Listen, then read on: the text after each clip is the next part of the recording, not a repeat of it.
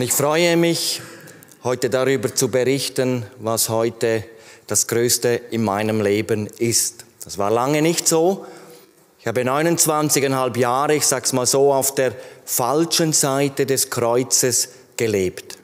Und jetzt sind es bald 20 Jahre, dass ich mit Jesus Christus lebe. Und ich darf heute bezeugen, es ging mir nie besser als ganz nahe bei ihm. Und ich habe nie bereut, dass ich mich damals von ganzem Herzen für dieses Leben mit Jesus Christus entschieden habe. Es gibt nichts Besseres. Mein Name ist Michael Putzi. Wie gesagt, ich werde in diesem Jahr 50 Jahre alt. Ich bin glücklich verheiratet mit Felicitas. Wir haben 4 wunderbare Kinder und wenn alles gut gehen darf, werden wir im Juni noch einmal Nachwuchs bekommen. Ich bin in der Schweiz aufgewachsen, an einem wunderschönen Ort. Vielleicht war schon jemand im Kanton Graubünden. Wirklich eine ganz schöne Gegend. Ich habe ganz liebe Eltern, einen älteren Bruder, eine jüngere Schwester.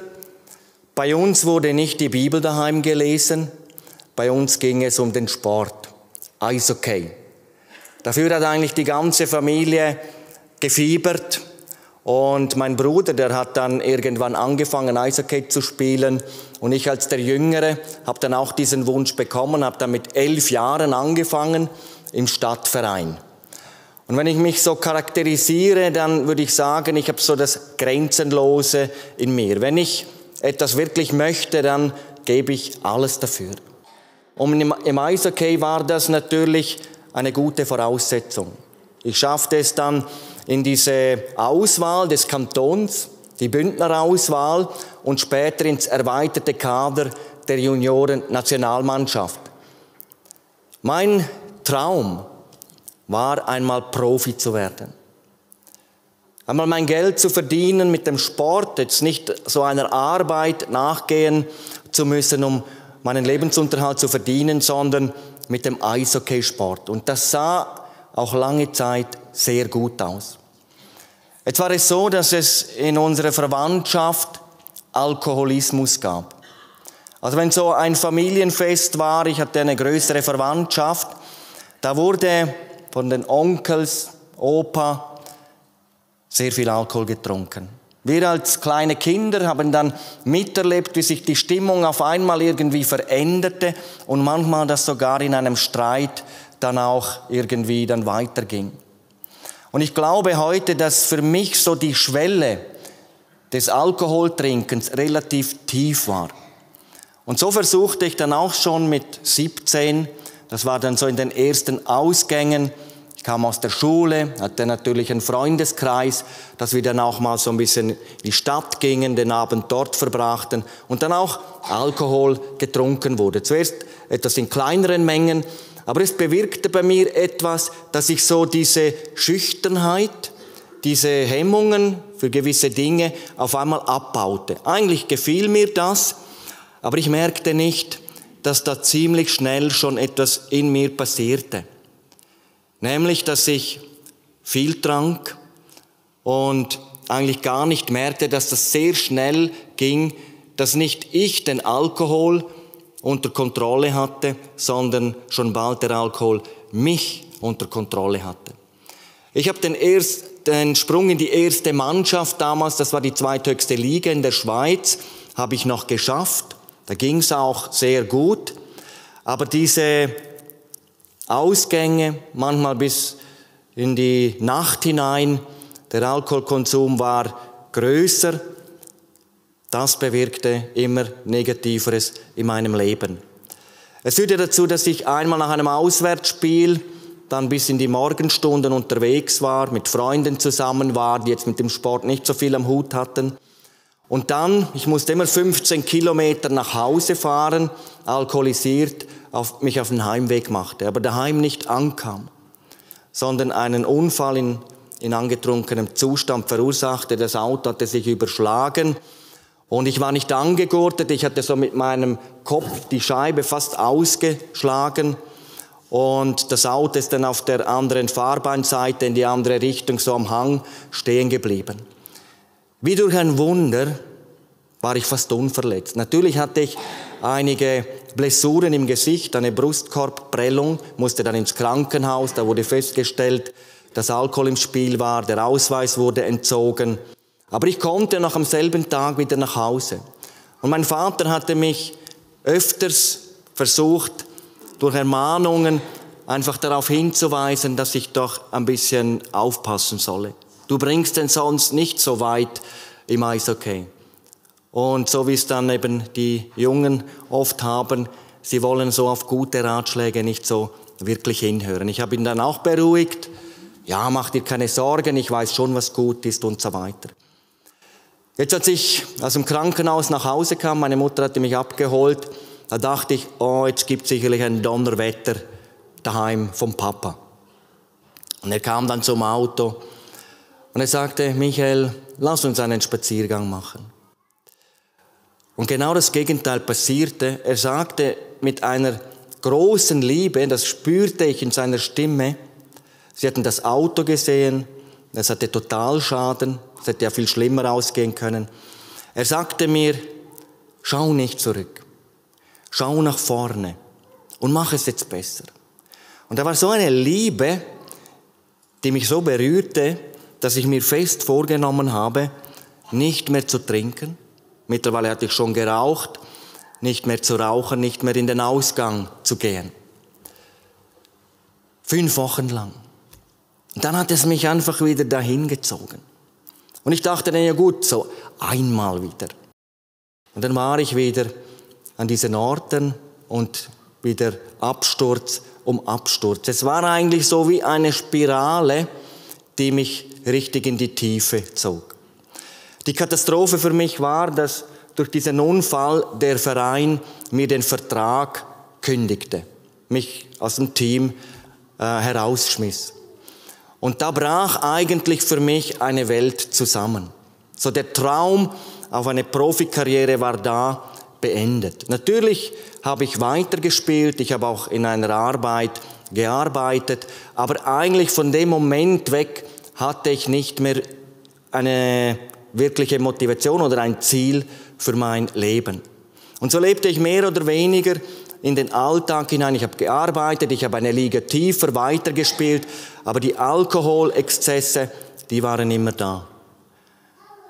Mit 24, da war ich dann im Urlaub mit dem Team. Wir hatten dann Ende Saison immer so eine große Reise gemacht nach Gran Canaria. Dort wurde natürlich auch gefeiert. Aber da lernte ich eine Schweizerin kennen. Eine junge Schweizerin und habe mich total in diese junge Frau verliebt. Und da natürlich, wir wurden dann auch, oder ein Paar, begannen eine Beziehung. Und da versuchte ich natürlich, mich von der besten Seite zu zeigen. Und das gelang mir auch über eine gewisse Zeit. Aber dann kamen wieder diese Abstürze. Und so nach 3,5 Jahren, sie hatte mich öfters darauf hingewiesen und ich hatte immer wieder gesagt, ja, aber das ist ja auch mein Leben, mach dir keine Sorgen. Aber ich hatte sie oft enttäuscht. Nach 3,5 Jahren, wir hatten bereits zusammen gewohnt, da sagte sie mir, ich möchte wieder zurück in meine Heimat. Und ich dachte, ja gut, dann führen wir die Beziehung über Distanz weiter. Dann sagte sie, nein, Michael, ich liebe dich nicht mehr. Ich möchte die Beziehung beenden. Ich habe dann relativ oberflächlich reagiert, ja gut, dann ziehst du aus, ich komme schon zurecht. Aber in Wahrheit hat es mich ganz tief getroffen. Sie ist dann ausgezogen und da habe ich mich dann für eine längere Zeit so regelrecht zurückgezogen. Ich habe mich dann mit 2 Freunden öfters getroffen, aber bei denen zu Hause, die hatten dann Computer gespielt, Marihuana konsumiert, das hatte ich auch bereits gemacht. Aber eigentlich, um diese Realität irgendwie zu unterdrücken. So nach 3 Monaten wagte ich dann auch wieder so ein bisschen unter die Leute zu gehen, auch wieder in Ausgang, lernte wieder eine junge Frau kennen damals, die arbeitete in einer Bar, hatte selber ein Alkoholproblem, konsumierte auch Drogen und es begann dort auch eine Beziehung, 1,5 Jahre lang. Und es war eigentlich kein Tag, wo ich wirklich ganz nüchtern war. Diese Beziehung war Am Anfang natürlich, wir waren beide verliebt, aber wir haben uns gestritten, dann Schluss gemacht, dann wieder gestritten, dann wieder Schluss gemacht. Und irgendeinmal waren wir an einem Punkt beide. Sie hatte einen Nervenzusammenbruch, musste in eine Klinik und nachher kam es wieder zu einer Trennung. Und ich hatte immer noch das Verlangen, diese Beziehung irgendwie weiterzuführen. Und sie sagte mir dann ganz klar, unmöglich. Ich möchte das nicht mehr, das ist jetzt wirklich das Ende. Und ich habe dann wirklich verstanden, dass sie das ernst meinte. Und das war so der Punkt bei mir, wo so wie der letzte Funke Liebe aus mir herausgenommen wurde. Und da begann eigentlich die schlimmste Zeit in meinem Leben. Ich konnte keine Liebe mehr geben und ich konnte keine Liebe mehr annehmen. Es war dann in dieser Phase, dass ich zweimal, also ich war wie schwermütig geworden. Ich war im Beruf als Außendienstmitarbeiter unterwegs. Vorher eigentlich immer kontaktfreudig, auch mich mit den Leuten unterhalten. Aber da war ich immer nur ganz kurz angebunden. Ich habe dann das Wichtigste schnell besprochen und nachher wieder nach Hause. Und dann daheim 1 Joint, 2 Joints, 3, einfach geraucht, um diese Realität zu verdrängen. Und in dieser Phase habe ich zweimal eine Stimme gehört, ich dachte, das ist meine eigene Stimme, die sagte, bring dich doch um. Du bist ein Versager. Eishockey-Karriere kaputt, Beziehungen kaputt. Und es war so, ich hatte mir auf einmal so bildhaft vorgestellt, wie ich das wirklich mache. Ich hatte eine Waffe von der Schweizer Armee, ich habe Militärdienst gemacht, ein Sturmgewehr und auch Munition. Und ich hatte mir das bildhaft vorgestellt, wie das jetzt abläuft. Und dann war auf einmal der Gedanke, ich kann das meinen Eltern nicht antun. 2 Onkels, 2 Brüder von meinem Vater habe ich nie kennengelernt. Einer hat sich erschossen, der andere hat sich auf eine andere Art das Leben genommen. Und mein Vater hat uns das mal, als wir noch klein waren, mal versucht zu erzählen. Und irgendwann ging es einfach nicht mehr, es kamen ihm die Tränen. Und diese Situation war mir so vor Augen und ich dachte, ich kann das nicht machen. Aber ich sagte mir, wenn das mein Leben ist, denn ich will so nicht weiterleben. Mit wem kann ich reden, der mir die Wahrheit sagt? Und dann kam ein Gedanke, ich sage das heute Abend, vom Himmel. Ich erinnerte mich an einen Religionslehrer aus der Schulzeit, es waren 16 Jahre vergangen, wie der mal in der Schule vor uns Schülern bezeugte, wie Christus sein Leben verändert hat. Und ich wusste im Inneren, der wird mir die Wahrheit sagen. Und wir konnten uns treffen und es war ja eine lange Zeit vergangen und der sah immer noch genau gleich aus, freundliches Gesicht mit seinem Bart. Und ich bin auf ihn zugegangen und habe gesagt, Marcel, ich bin auf der Suche nach dem Sinn des Lebens und du bist mir in den Sinn gekommen. Und dann hob er so den Daumen und sagte, oh, bin ich froh, bin ich dir in den Sinn gekommen. Und dann hat er an einer Flipchart, so eine weiße Leinwand, hat er so 3 Sparten aufgezeichnet und dann hat er geschrieben Realität, was du sehen kannst, was du anfassen kannst. In der Mitte spirituelle Welt, was wir nicht sehen, die aber auch existiert. Und oben Himmel und Hölle. Und in der Mitte hat er viele kleine Felder gemacht, so dann unterteilt. Und 2 Symbole, ein Kreis, ein Kreuz. Und dann sagt er, da gibt's Böses und Gutes. Und dann zeichnet er so einen Weg da durch die spirituelle Welt in den Himmel. Und dann sagt er mir, der beste Wegweiser durchs Leben ist die Bibel, das Wort Gottes. Und ich kann das heute sagen, da war es bei mir, da ging mir der Laden runter und ich sagte, ja, was soll ich mit der Bibel? Und dann sagte er, ich kann dir nicht mehr sagen, nimm dir 1 Monat Zeit, beginn im Neuen Testament zu lesen von Jesus Christus, was er gesagt hat, was er getan hat und bitte ihn, dass er sich dir persönlich zeigt. Jeden Tag ein Abschnitt, nicht einmal viel und dann ein paar Tage nichts, sondern jeden Tag ein Abschnitt. Und dann kam dieser Satz, 1 Monat, wenn nichts kommt, kannst du die Bibel weglegen, dann gibt's nichts. Und er schenkte mir eine Bibel, schrieb da rein, aus Freude einem Freund, Marcel. Meine Bibel.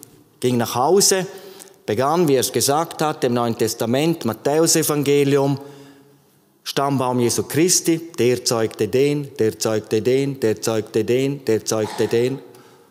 Dachte ich, ja, das ist für mich wie Bahnhof. Aber es war für mich dann nicht entscheidend, sondern ich wusste, 1 Monat, ich lese weiter. Und wer das Neue Testament gelesen hat, da kommt gleich die Geburtsgeschichte von Jesus und dann kurz darauf, wie er seinen Dienst angefangen hat. Und das wurde so lebendig. Ich hatte eine Vorstellung von Jesus Christus, wer er ungefähr sein könnte, aber jetzt, als ich die Bibel las, dann las ich Dinge, die ich noch nie gelesen hatte, wer Jesus Christus wirklich ist. Und dann bei Matthäus 8, wo der Herr Jesus auf einen besessenen Menschen zugeht und die Dämonen in diesem Mann Jesus Christus erkennen und sagen, du bist der Sohn des Allerhöchsten, bist du gekommen, uns zu verderben vor der Zeit. Und der Herr Jesus hat geboten in seiner Vollmacht, diese Dämonen mussten ausfahren und der Mensch stand befreit und gesund da. In diesem Augenblick hat Gott mir die Augen geöffnet durch sein Wort, dass es eine böse, eine finstere Macht gibt. Und da erkannte ich sofort, diese Gedanken, bring dich doch um, die kamen nicht von mir. Die kamen vom Teufel. Ich habe angefangen zu beten, Herr Jesus, wenn es dich wirklich gibt, bitte zeig dich mir. Ich kann nicht einfach glauben. Und dann geschahen Dinge, wo ich sofort merkte, das sind keine Zufälle. Ein Beispiel, das ist wirklich ein persönliches Beispiel, was ich heute Abend sagen möchte. Ich hatte am Abend mich ein bisschen ausgeruht auf dem Balkon, dann müde gewesen, mich auf dem Weg ins Bett gemacht und dann dachte ich, jetzt werde ich nur ein Teelicht anzünden und ich hätte genügend Licht, um die Bibel zu lesen. Ich hatte so eine kleine Elberfelder Bibel und dann habe ich das gemacht, hatte da auf dem Nachttisch so eine Teekerze, habe die dann angezündet, habe dann die Bibel gelesen, habe mich gefreut, war genügend Licht, war schon relativ düster. Und nach einer Weile war ich so müde, dachte, ja gut, jetzt lege ich die hin und wollte die Kerze ausblasen. Und habe so auf die Kerze gepustet und die hat nicht geflackert. Dann habe ich gedacht, ja gut, habe ich nicht richtig getroffen, bin ganz nahe hin. Überhaupt nichts passiert. Wie wenn eine Hand dazwischen war. Ich bin richtig erschrocken. Und dann dachte ich so, ist das ein Zeichen von Jesus? Vielleicht muss ich weiterlesen. Ich habe dadurch nicht geglaubt. Dann kam ein Tag, ich hatte so das Verlangen auf einmal, die 10 Gebote zu lesen. Und dann dachte ich, gut, wenn es ihn wirklich gibt, dann muss ich die jetzt nicht suchen, dann kann ich die einfach aufschlagen. Habe dann die Augen zugemacht, habe meine Bibel genommen, habe aufgeschlagen, war nicht die Stelle. Und dann sagte ich mir, Michael, du hast gar nicht wirklich geglaubt. Noch einmal. Nochmal die Bibel genommen, nochmal aufgeschlagen, wieder nicht. Und dann dachte ich, gut, ich will das nicht erzwingen, aber ich versuche es genau noch einmal. Und ich glaube es von ganzem Herzen. Und ich will das von ganzem Herzen jetzt lesen. Habe die Bibel genommen, habe aufgeschlagen, die 10 Gebote. Ja, ihr könnt euch vielleicht nicht vorstellen, für mich war das etwas ganz Gewaltiges. Aber dadurch habe ich nicht geglaubt. Dann kam das 2. Treffen mit dem Religionslehrer. Wir hatten einen Spaziergang gemacht. Ich habe ihm erzählt, was ich da so erlebe. Er hat mir dann auch einige Erklärungen weitergegeben.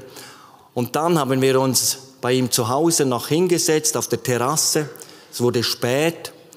Und dann, bevor ich nach Hause fahren wollte, fragte er mich, Michael, darf ich für dich beten?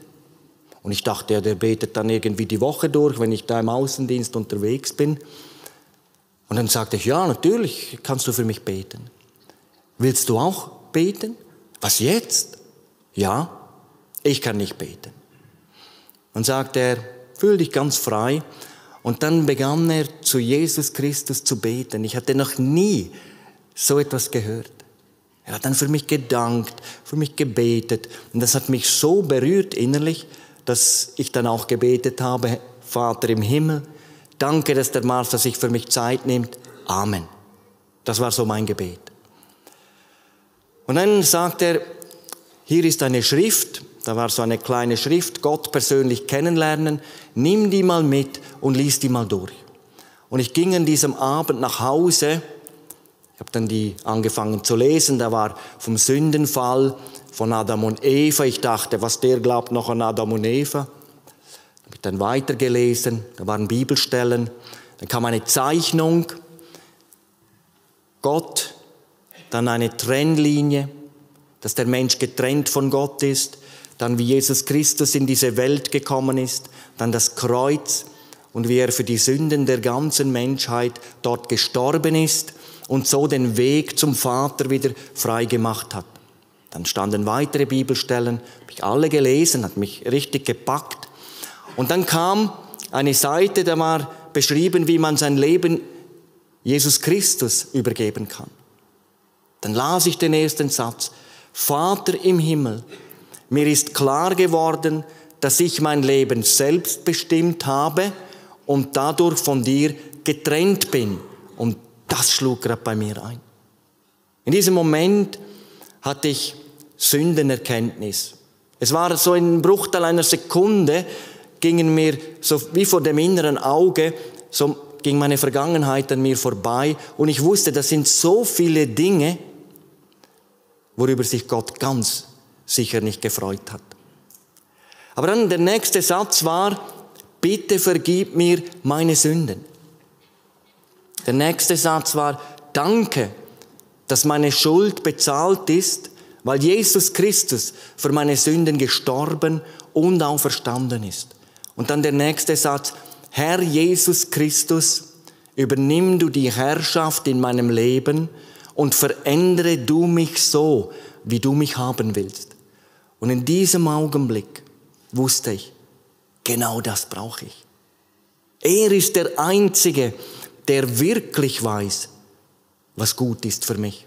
Und so betete ich dann noch einmal ganz bewusst und übergab dann mein Leben bedingungslos Jesus Christus.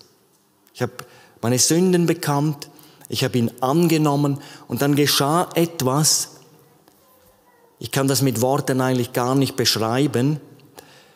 Es war wie wenn eine Kette gelöst wird. Ich hatte jahrelang versucht, gegen den Alkohol zu kämpfen, selber frei zu werden, war immer rückfällig geworden. Und jetzt geschah etwas so, wie wenn eine Kette gelöst wird. Und in diesem Augenblick wusste ich, ich bin frei vom Alkohol. Und ich habe Freude am keinen Alkohol trinken. Das ist bis heute geblieben. Das war ein Wunder Gottes. Das erleben nicht alle, die sich für Jesus Christus entscheiden und in einer Sucht gelebt haben. Aber ich war von dieser Stelle befreit vom Alkohol. Und das andere war, ich war ja völlig leer innerlich, konnte keine Liebe geben, keine Liebe annehmen. Und da kam eine Liebe in mein Leben, das sprengte meine Vorstellung von der Liebe. Und ich wusste, jetzt habe ich ein neues Leben. Ich konnte es kaum erwarten, am nächsten Morgen dann zur Arbeit zu gehen. Vorher kämpfte ich eigentlich um jede Minute noch zu schlafen. Ich war so frisch. Ich ging dann zur Arbeit, da war mein Arbeitskollege und ich sagte gleich, Giancarlo, ich habe meinen Glauben gefunden, ich glaube an Jesus Christus, ich habe ein neues Leben. Der hat große Augen gemacht, hat da nicht viel gerade damit machen können, aber er hat schnell gemerkt, mit dem Michael ist etwas anders geworden. Mein Wortschatz hat sich sehr schnell verändert. Was habe ich vorher geflucht und schmutzige Witze erzählt? Und jetzt kam immer wieder das Wort wunderbar über meine Lippen. Und ich musste das immer und immer wieder bezeugen.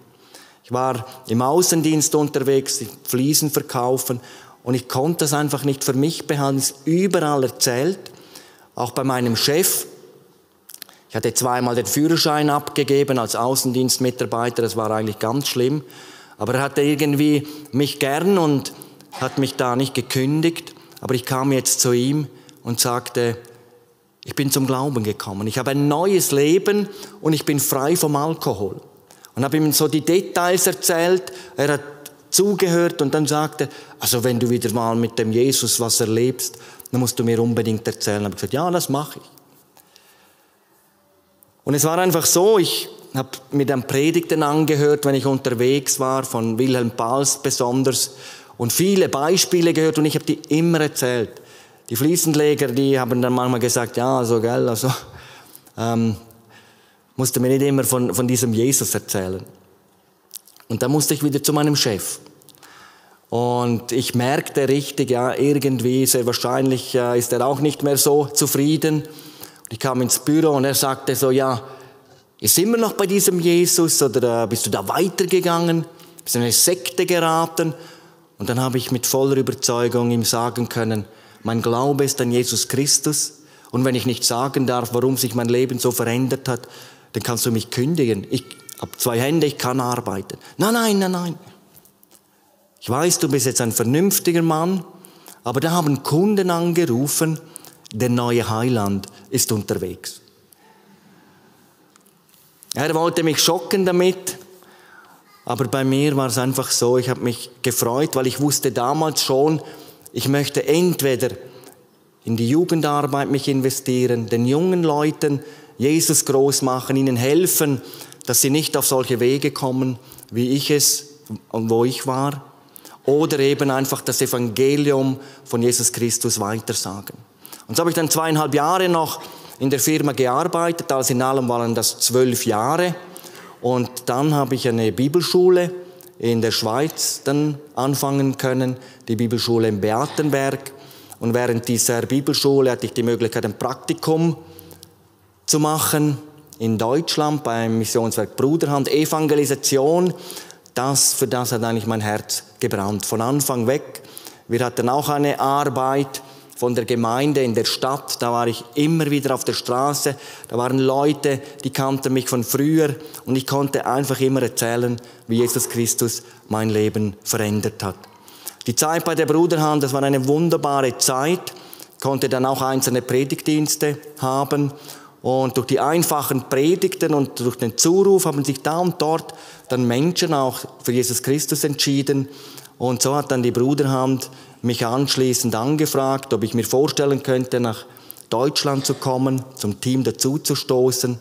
Ich habe mir dann Zeit genommen fürs Gebet und auf einmal wusste ich doch, das ist jetzt mein Weg. Und so bin ich dann im Jahre 2010 nach Deutschland gezogen, dort meinen Dienst anfangen dürfen.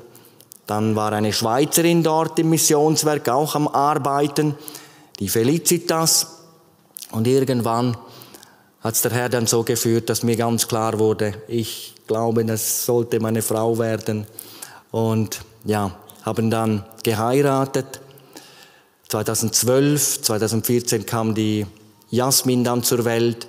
Und auf einmal kam der Gedanke auch, wir wollten mehr Kinder noch und dass wir wieder zurück in die Schweiz ziehen, dass auch die Eltern, die Schwiegereltern auch mehr dann die Kinder sehen können. So sind wir dann 2016 zurück in die Schweiz, leben dort jetzt im Kanton Aargau, ja, und dürfen einfach dem Herrn dienen. Wir sind dort in einer Gemeinde. Meine Frau ist musikalisch sehr begabt. Wir singen sehr viel zu Hause mit den Kindern und ja, wir merken, dass das auch den Kindern wirklich ja, eine Wegweisung gibt.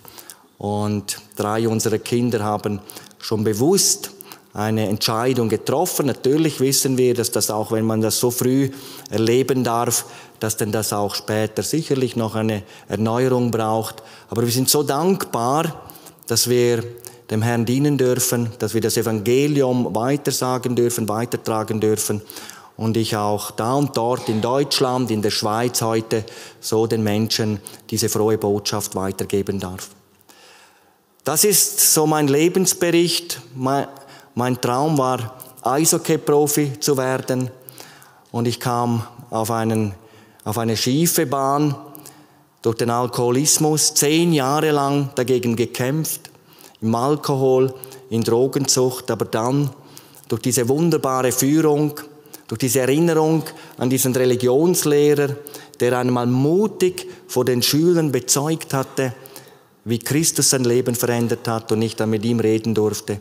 So durfte ich dieses neue Leben durch ihn, mit Hilfe von ihm, in Jesus Christus finden. Und noch einmal, es ist das Allergrößte, was mir widerfahren ist. Es war der größte Abend damals im Juni 2004, als ich ganz bewusst mein ganzes Leben Jesus Christus übergeben durfte. Und er hat es neu gemacht und ich bin ihm so dankbar bis zur jetzigen Stunde.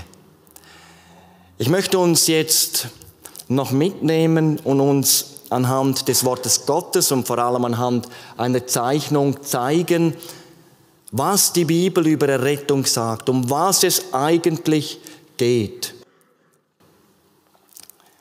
Die Bibel sagt uns, dass Gott ein dreieiniger Gott ist. Es gibt Gott Vater, Gott Sohn, Jesus Christus, und Gott den Heiligen Geist. Dann lesen wir schon ganz am Anfang der Bibel in 1. Mose 3 etwas von dieser ganz großen Katastrophe vom Sündenfall.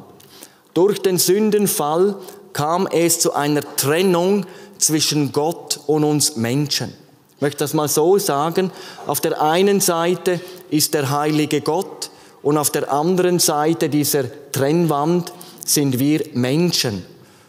Momentan etwas über 8 Milliarden. Und jeder Mensch ist unterwegs, immer weiter weg von Gott zu gehen. Eigentlich mit jeder neuen Sünde entfernt sich der Mensch immer weiter weg von Gott. Da gibt es natürlich unterschiedliche Leute. Da gibt es Leute, die haben so große Sünden, dass die ganze Stadt das sehen kann. Wenn ich so über mein Leben nachdenke, das hat man mir wirklich angesehen. Diese Alkoholsucht. Dann gibt es Menschen, die haben vermeintlich so kleine Sünden. Neid, Hass, Lügen, Stehlen. Das sieht man von außen nicht so gut. Aber Gott sieht es. Er sieht alles. Vor ihm sind wir wie ein aufgeschlagenes Buch. Dann gibt es Leute, wirklich anständige Menschen. Vorbilder in der heutigen Gesellschaft. Leute, die nie fluchen, hilfsbereit sind. Wirklich anständige Leute. Moralisch sehr gute Leute. Ich kenne viele solche Leute. Aber auch sie sündigen. Und die Bibel sagt in Römer 3, Vers 23, alle haben gesündigt und sie sind ausgeschlossen von der Herrlichkeit Gottes. Und wenn jetzt der Mensch so weiterlebt, eines Tages wird er sterben. Und dann geht er mit all seiner Schuld in die Ewigkeit. Eigentlich geht er nur über diese Linie. Und dort kommt er in ein Gericht. Jesus Christus wird der Richter sein. Die Bibel sagt, dort werden Bücher aufgetan. Da steht alles drin, was wir getan haben, was wir gesagt haben, auch was wir gedacht haben. Da gibt es keine Verhandlung mehr, sondern der Mensch fällt durch bei diesem Gericht und er kommt an einen schrecklichen Ort. Der Herr Jesus hat am meisten darüber gepredigt. Und er hat die schärfsten oder die schlimmsten Bilder benutzt, um die Leute zu warnen. Da, wo der Wurm nicht stirbt, das Feuer nicht erlischt, ewiges Heulen und Zähneklappen. Aber Gott will nicht, dass auch nur ein Mensch dorthin kommt. Die Bibel sagt in 1. Timotheus 2, Vers 4, Gott will, dass alle Menschen gerettet werden und zur Erkenntnis der Wahrheit kommen. 2. Petrus 3, 9, Gott will nicht, dass auch nur einer verloren geht, sondern dass sie alle zur Umkehr, zur Buße, zur Bekehrung kommen. Gott will Rettung. Er will den Menschen retten. Und darum sandte er Jesus Christus in diese Welt hinein. Und der Herr Jesus, er war der einzige Mensch, der ohne Sünde war. Er hat ein perfektes Leben geführt, so wie es sich Gott eigentlich ursprünglich gedacht hatte. Und jetzt war er bereit, wie ein Schwerverbrecher an diesem Kreuz für uns zu sterben. Er ging an dieses Kreuz und dann nahm er die Schuld der ganzen Welt auf sich. Er wurde beladen mit der Sünde der ganzen Welt. Und weil Sünde von Gott trennt, musste der Vater sich von seinem Sohn abwenden. Und Jesus schrie an diesem Kreuz, mein Gott, warum hast du mich verlassen? Und so starb Jesus Christus für unsere Sünden, mit unseren Sünden, an diesem Kreuz. Und der himmlische Vater hat dieses Opfer seines Sohnes angenommen und bestätigt als vollkommen gültig, indem er ihn am 3. Tag aus den Toten auferweckt hat und zum Retter der ganzen Welt bestimmt hat. Und jetzt sagt der Herr Jesus in Johannes 10, Vers 9, ich bin die Tür. Wenn jemand durch mich hineingeht, wird er gerettet werden. Und das könnte heute Abend dein Leben beschreiben. Auch in deinem Leben gibt es solche Punkte, Sünden. Vielleicht bist du der heute an diesem Punkt steht. Und Jesus ruft dich. Kommet her zu mir. Und wenn du bereit bist, darfst du heute Abend, so wie du bist, zu Jesus Christus kommen. Das nennt die Bibel Bekehrung.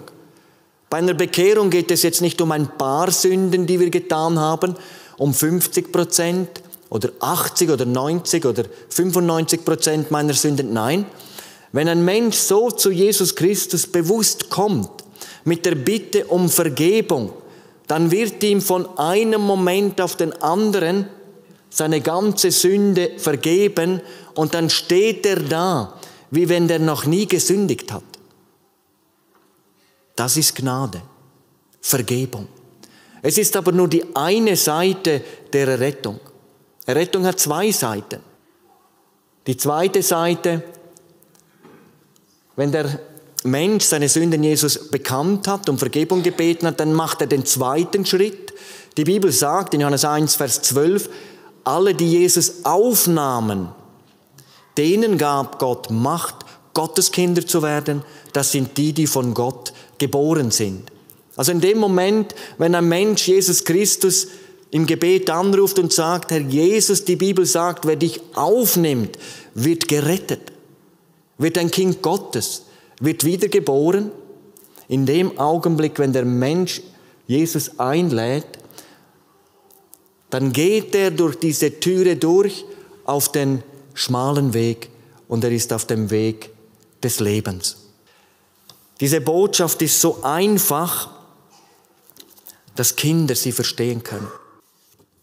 Jeder Mensch kann diese Botschaft verstehen. Gott hat es uns eigentlich ganz einfach gemacht. Wir müssen eigentlich nichts machen. Es ist alles bereit. Das Einzige, was wir tun müssen, ist zu diesem Jesus zu kommen und ihn und das, was er am Kreuz für uns getan hat, einfach annehmen und ihm danken. Dann gehört's mir. Dann bin ich gerettet. Dann bin ich ein Kind Gottes. Mein Name ist dann ausgelöscht aus dem Gerichtsbuch und eingetragen im Buch des Lebens. Ich möchte zum Abschluss des Themas heute Abend einige Bibelstellen vorlesen, die uns etwas darüber sagen, über das Schicksal eines Menschen, der ohne Bekehrung stirbt. Es ist so traurig, obwohl Gott so viel getan hat zu unserer Rettung, so oft gerufen hat, so oft die Hand ausgestreckt hat, gehen schlussendlich doch viele Menschen an diesem Heil vorbei und schlussendlich in die ewige Nacht. Im Psalm 9, Vers 6 steht: Du schiltst die Heiden und bringst die Gottlosen um, ihren Namen vertilgst du immer und ewiglich. Vers 18: Die Gottlosen werden zur Hölle gekehrt, alle, die Gottes vergessen. Maleachi 3, Vers 19: Denn siehe, es kommt ein Tag, der brennen soll wie ein Ofen, da werden alle Verächter und Gottlosen Stroh sein, und der künftige Tag wird sie anzünden, spricht der Herr Zebaoth, und wird ihnen weder Wurzel noch Zweige lassen. Als damals einige Menschen den Herrn Jesus predigen hörten, da waren sie entsetzt, was der Herr Jesus da sagte. Da kam jemand zu Jesus in Lukas 13, kann man das nachlesen, und fragte: Herr, werden wenige gerettet? Und ich glaube, die Leute waren damals genauso schockiert wie auch viele heute, wenn der Herr Jesus das sagt: Ringet danach, dass ihr reingeht durch die enge Pforte, denn viele, sage ich euch, werden es wünschen, hineinzugehen und werden es nicht mehr können. Der Apostel Paulus sagt in 2. Thessaloniker 1, Vers 9, sie werden gestraft werden mit dem ewigen Verderben, sie werden verbannt sein vom Angesicht des Herrn.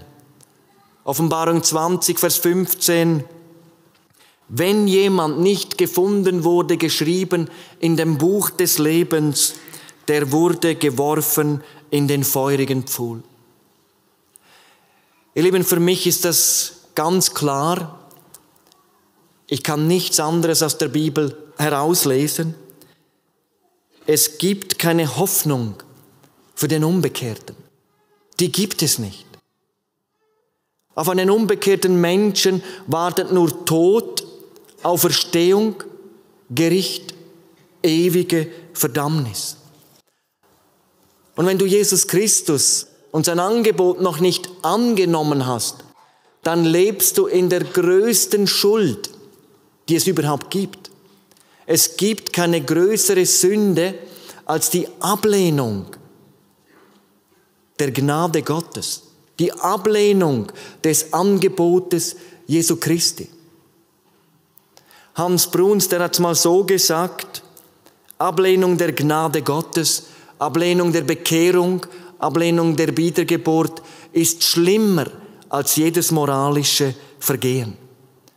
Und Pastor Heinrich Kemner, ein großer Gottesmann, der ist bereits in der Ewigkeit, hat so gesagt: Du hast Jesus nur, wenn du in Buße und Bekehrung in ihm das neue Leben hast. Du hast Jesus nur, wenn du in Buße und Bekehrung in ihm das neue Leben hast. Wenn du Jesus Christus noch nicht angenommen hast, ich muss es noch einmal sagen, dann lebst du in der größten Sünde, die es überhaupt gibt. Aber auch die kann dir Gott vergeben, wenn du kommst. Heute sitzen Menschen hier vielleicht zu Hause am Livestream, die könnten schon lange gerettet sein, wenn sie nur wollten. Aber sie haben nicht gewollt. Aber was willst du heute tun? Darf ich dich fragen, bist du bekehrt? Bist du von Neuem geboren? Hast du Heilsgewissheit?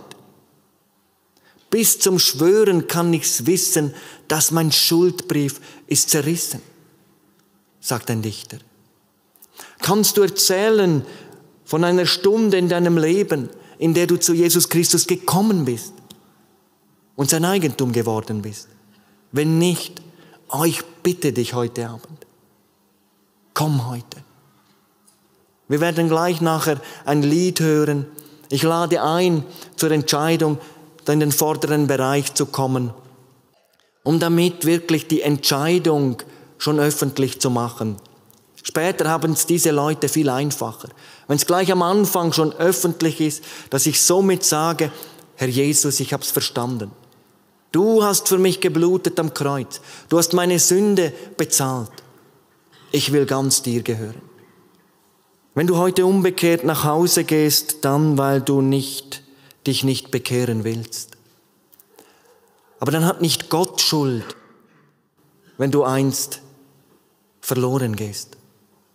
Dann hast du selber Schuld.